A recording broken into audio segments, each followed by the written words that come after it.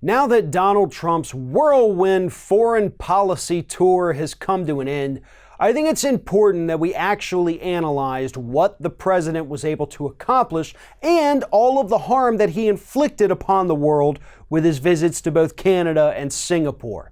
Let's start with North Korea. In an interview with ABC's George Stephanopoulos after he met with Kim Jong-un, Donald Trump said that I trust him. I trust him very much when referring to Kim Jong-un. Now, this is a man, Kim Jong-un, who is a brutal dictator for North Korea, has murdered countless members of his own society, leaves the rest to starve, to live with absolutely nothing. And Donald Trump says, I trust him. He had nothing but the highest praise for this man.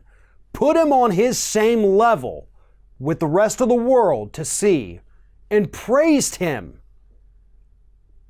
So let's rewind the clock a few days before Donald Trump even got to Singapore. Where was he before that? Canada. He was in Canada meeting with prime ministers of Japan, Canada, Germany, France, everybody. The G7, right? Our allies.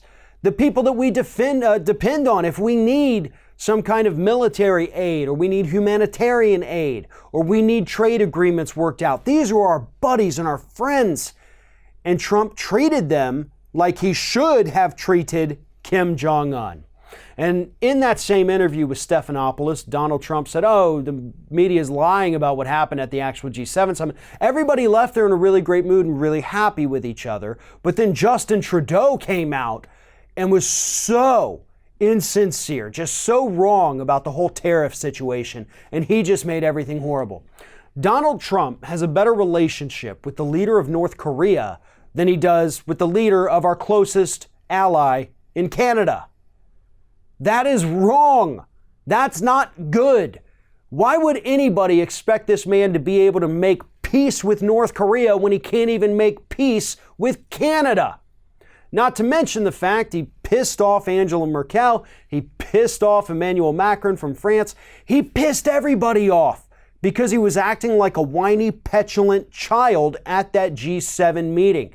Nobody left there happy about what he said or what he did or that he was even there.